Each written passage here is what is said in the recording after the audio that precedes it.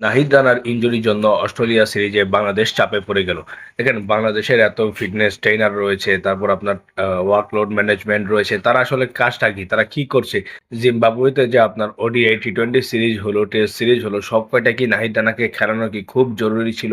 আপনার টি-20 তে আপনি নাই খেলাতে পারতেন। টি-20 লাস্ট ম্যাচটা আপনি তাকে বিশ্রাম দিতে পারতেন। আচ্ছা জিম্বাবুয়ের সাথে যে আপনি টি-20 সিরিজটা জিতেছেন, কেউ কি মনে রেখেছে?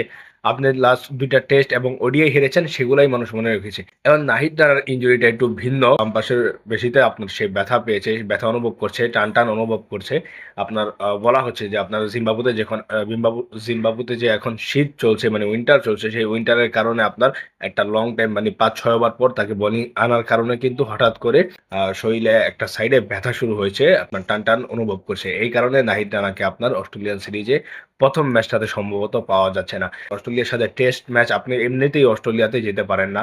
তার মধ্যে আবার অস্ট্রেলিয়া তাদের ফুল স্ট্রেংথ নিয়ে আপনার মাঠে নামছে টেস্ট ম্যাচে। তো সেখানে কেন আপনি নাহিদ রানাকে খেলালেন?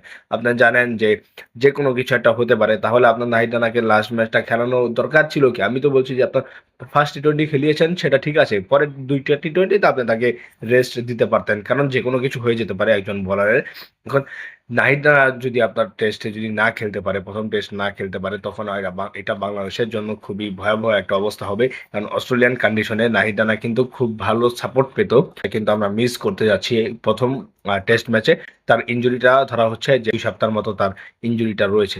তো নাহিদ রানাকে মিস করছি। এখন বাংলাদেশের খামখেয়ালির কারণে, বাংলাদেশের আপনার ছোট টিমের সাথে জিতার কারণে, ফুল স্ট্রেংথ নিয়ে জিতার প্রবণতার কারণে আজকে আমাদের নাহিদ রানাকে ইনজুরিতে দেখতে হলো। এগুলো যদি না ঠিক হয়, আপনার যদি খেয়ালই না রাখে কোন বলার আপনার কি ইনজুরিতে পড়তে পারে, তাহলে ভাই আর কিছু বলার নাই আমার। এত টাকা দিয়ে কোচিং প্যানেল, এত টাকা দিয়ে আপনার এত কিছু রেখে ভাই কোন লাভ নাই।